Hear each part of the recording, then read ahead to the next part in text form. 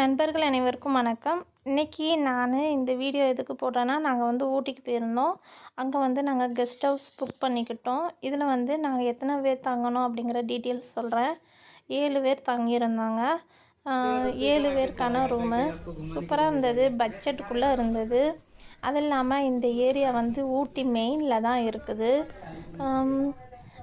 இங்கே 2 ரூமு, இங்கே 2 பெட்ரூமு, அதே மாதிரி இந்த இடத்துலையுமே 2 பெட் இருக்குது.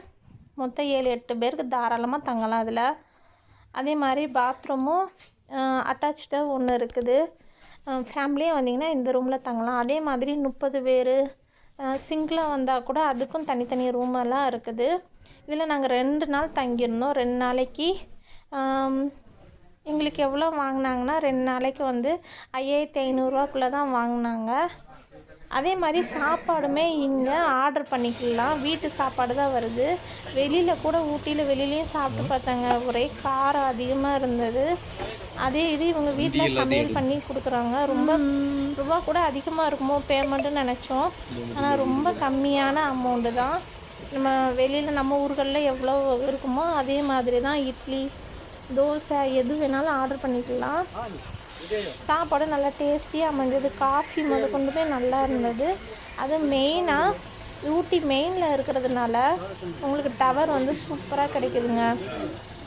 அதே மாதிரி சுற்றி பார்க்குறதுக்கும் எல்லாமே பக்கத்தில் தான் இருக்குது. ரோஸ் கார்டன், தாவரவியல் பூங்கா, அப்புறம் பைக்காரா எல்லாமே இதிலேருந்து ஒரு நல்லா இருந்ததுன்னா டிஸ்டன்ஸ் 4 கிலோமீட்டர், 7 கிலோமீட்டர், 8 கிலோமீட்டர் அந்த மாதிரி டிஸ்டன்ஸில் இருக்குது. ஆனால் இது ஊட்டி மெயினில் இருக்குது. இது பிடிச்சிருந்ததுன்னா இதில் நீங்கள் உங்கள் ஃபேமிலியோடு வந்துட்டு போங்க. வெளியிலலாம் நிறைய வாடகை அதிகமாக தான் இருக்குது. இதுவும் நாங்கள் யூடியூப் பார்த்து தான் நாங்கள் வந்தோம். எங்களுக்கு ரொம்ப பிடிச்சிருந்தது. அவங்களோட எல்லாமே நல்லா பார்த்து கவனிச்சுக்கிட்டாங்க. உங்களுக்கும் விருப்பம் இருந்தால் ஊட்டி போகணும்னு நினச்சிங்கன்னா கண்டிப்பாக போயிட்டு வாங்க. இந்த இதில் உங்களுக்கு லிங்க் கொடுக்குறேன், அதில் பார்த்துக்கோங்க.